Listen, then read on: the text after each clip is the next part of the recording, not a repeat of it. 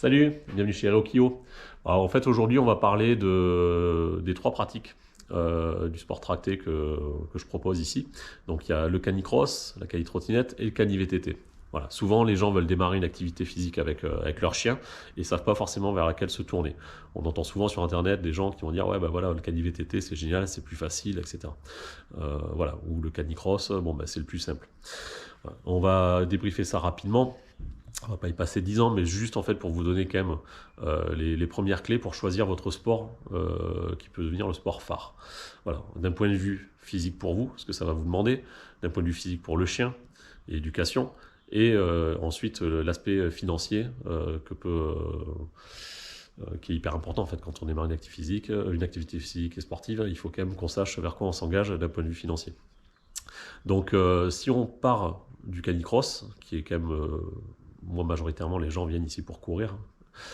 C'est quelque chose en fait qui n'est pas forcément à prendre à la légère. Donc vous avez plein de choses sur internet pour apprendre à courir avec votre chien. Donc voilà, et là-dessus on va vous faire une formation aussi qui est en train d'arriver très complète. Mais c'est vrai que voilà, c'est pas juste prendre son chien, aller courir, faire 10 bornes, quoi. Voilà, donc il faut être préparé physiquement, surtout pour nous à la base, parce qu'en fait le chien il va toujours quand même courir plus vite que nous, hein, quoi qu'il arrive.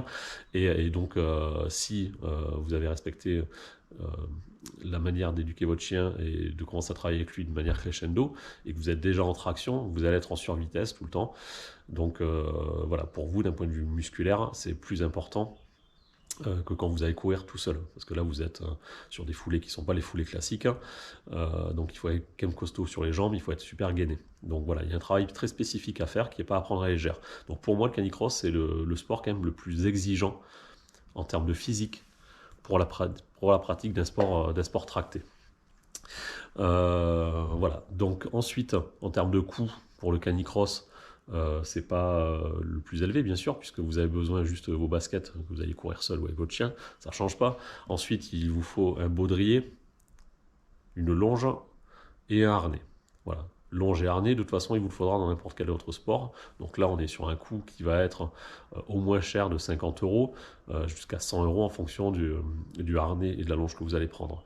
Ensuite, le baudrier, il faut compter une cinquantaine d'euros pour les premiers prix, jusqu'à 70-80 euros pour les plus haut de gamme. Mais là, encore une fois, ce n'est pas forcément une question de qualité, c'est une question de ressenti. Donc je vous invite vivement à tester les harnais et les baudriers avant de les acheter. Donc c'est vrai que sur le web, c'est un peu compliqué d'acheter un baudrier.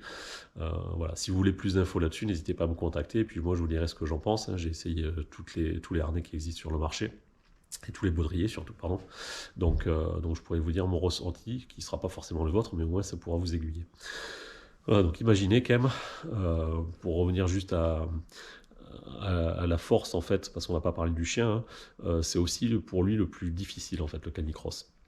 C'est les gens pensent souvent, ils me disent oui bon bah c'est plus facile parce qu'ils vont quand même courir moins vite qu'en trottinette ou qu'en VTT. Oui, mais du fait que nous on soit quand même très lourd et qu'on soit pas sur quelque chose qui soit en mouvement et sur lequel il y a une inertie. Voilà, donc nous en fait on va faire des pas, on va être à un moment donné en suspension en l'air et c'est le seul moment pour lui qu'il a pour nous amener en traction. Voilà, dès que vous posez le pied par terre, nous c'est un coup de frein pour lui. Donc si on regarde les épreuves de force, par exemple, les championnats du monde, voilà, des mecs ultra balèzes, ultra costauds, qui tractent en fait des camions. Voilà, la personne elle va peser 120 kg et elle va tracter un camion de plusieurs tonnes. Ben, elle le peut parce qu'il est monté sur roue. Donc en fait, il a juste une force à exercer au départ pour lancer la machine. Donc ouais, il faut une force explosive assez importante. Et ensuite, c'est de la résistance pour faire rouler le camion qui est en mouvement. Imaginez si le camion il devait rebondir comme nous. Voilà, vous avez plusieurs tonnes qui rebondissent. Donc il y a un moment, il est presque en libre, donc vous allez pouvoir tracter. Et puis dès qu'il va poser, vous prenez un gros coup de frein et vous redémarrez toute la force que vous avez dû mettre en explosivité au départ. Donc pour le canicross, c'est pareil en fait. C'est quasiment du rebond tout le temps. Donc pour le chien, c'est assez contraignant et ça vous demande quand même un apprentissage certain pour la technique qu'il ne faut pas lésiner. Voilà, ensuite on va passer au cani-VTT parce que j'entends beaucoup, c'est quand même quelque chose d'assez courant. Les gens se disent tout simplement, bah, moi je fais du vélo, je fais un peu de VTT, bah, je vais mettre mon chien avec une barre et puis je vais aller le fatiguer. Franchement, mauvaise idée. Voilà, très mauvaise idée. Le cani VTT, c'est quelque chose qui est pas forcément simple, hein.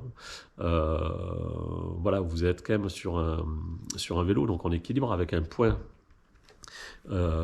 qui est assez haut. Donc, du coup, le fait que le chien tracte, en plus que vous pédaliez sur des terrains qui sont quand même un peu cassants, avec la centre de gravité donc qui est haut, vous avez beaucoup plus de risques de chute. Voilà, donc il faut être hyper vigilant. C'est-à-dire que d'un point de vue physique, pour vous, c'est facile parce qu'en fait, vous n'avez qu'à pédaler.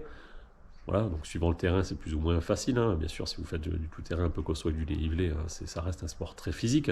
Mais si vous allez en mode balade et compter sur le chien, vous allez juste faire des relances, essayer de soulager le chien le maximum de fois possible. Mais c'est moins contraignant physiquement pour du loisir. Je parle toujours, hein, on ne parle pas de compétiteur, je vais je vais me faire assassiner sinon. Mais voilà. Donc par contre, une vigilance qui est accrue, c'est-à-dire que vous êtes focus sur votre chien parce que le moindre changement de direction, le moindre coup de frein, vous n'avez que quelques dixièmes de seconde pour réagir et freiner ou prendre une direction différente, hein, ou donner un ordre. Donc du coup, ça vous demande une concentration vraiment très importante, beaucoup plus en fait qu'en canicross. Donc entre le fait que vous soyez déjà vous à essayer de piloter, à ne pas chuter et pratiquer votre sport, en plus de devoir être hyper vigilant avec votre chien, en fait, ça vous use quand même, voilà, cognitivement, physiquement, c'est un petit peu usant. Donc voilà, c'est pas forcément aussi simple qu'on le pense. Voilà, moi, d'un point de vue sécurité, sincèrement, je le conseille pas forcément aux clients quand ils veulent aller s'éclater dans les bois en VTT. Voilà, je leur dis que voilà, c'est quand même pas à prendre à la légère, d'y aller doucement et de voir si ça peut matcher. Voilà, mais généralement, si on n'est pas trop sûr de soi sur un VTT, il vaut mieux pas mettre un chien devant qui va vous amener en traction. Et puis après, voilà, il ne faut pas non plus faire des bornes et des bornes. Là, le chien, il va courir à pleine vitesse parce qu'il y aura moins de résistance. Donc il pourra aussi courir moins longtemps que s'il est en mode trop quand vous avez une course à pied en mode loisir. Voilà, donc il ne vous tracte pas surtout. Voilà, donc pour moi le VTT c'est quelque chose qui est un peu plus compliqué qu'il n'y paraît. En termes de coût, c'est le plus élevé. Voilà, parce qu'on peut démarrer avec un VTT très bas de gamme, mais sincèrement déjà la pratique du VTT elle est très contraignante, donc les cadres, tous les matériaux sont soumis à rude épreuve. Si vous prenez un vélo bas de gamme avec en plus vous rajoutez la traction du chien, vous n'allez pas durer longtemps sur le vélo. Voilà, vous allez avoir des problèmes. Donc il faut quand même investir un minimum de 500, entre 500 et 1000 euros pour votre premier vélo. Et si vous pratiquez en compétition, on va au-delà des 3000 euros pour avoir quelque chose de bien. Donc c'est quand même assez cher, surtout que ça demande un entretien. Là, vous n'êtes pas sur une trottinette, il va falloir changer régulièrement les pièces de transmission. Voilà, tout ce qui est consommable, ça s'use beaucoup plus vite sur un VTT. Voilà, donc c'est pour moi la pratique la plus chère et peut-être la plus compliquée qu'il y a en canisport. Voilà. La trottinette, hein, on va en parler, je vous en parle en dernier parce que pour moi c'est vraiment mon coup de cœur en termes de pratique, hein. Pour pratiquer les trois, c'est vraiment ce que j'aime le faire le plus. Parce que justement c'est un compromis de tout ça. C'est-à-dire que moi j'aime le pilotage, j'adore piloter le vélo.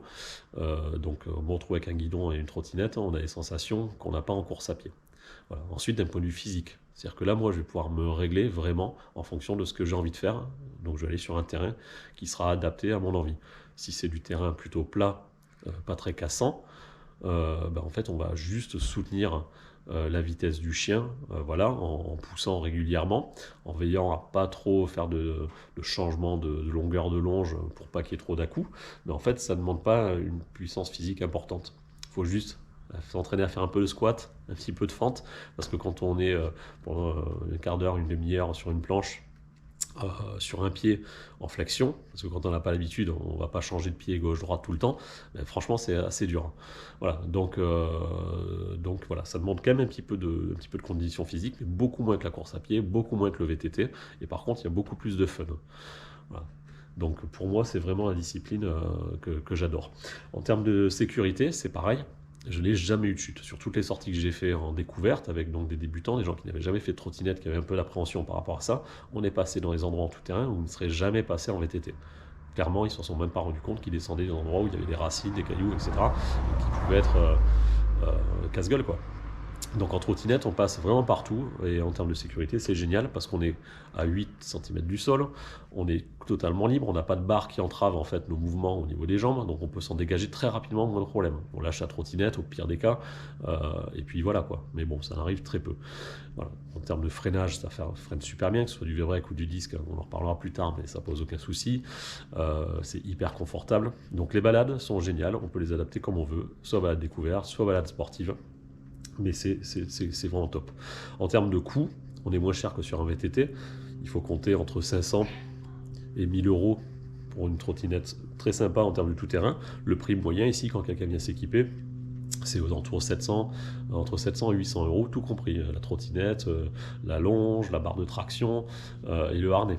Donc, certes, c'est un investissement, mais par contre, une fois que c'est fait, vous êtes tranquille pendant des années, parce qu'on ne change rien, il n'y a pas de pièce de transmission sur une trottinette, donc au pire des cas, si vous faites la trottinette 3 fois par semaine, au bout d'un an, vous allez devoir changer les plaquettes, mais c'est tout, quoi. C'est un très faible investissement en termes de changement de pièces. Voilà, et puis harnais, longe, c'est des choses que vous ne changez pas, hein. Voilà, ça peut durer des années. Donc c'est pour moi quelque chose d'accessible au final. Voilà, de très abordable quand on veut faire du sport. Voilà, ben j'espère que cette vidéo vous a plu. N'hésitez pas à venir me poser des questions en commentaire sous la vidéo, soit directement aussi sur mes réseaux sociaux, Facebook, Insta, ou via le site.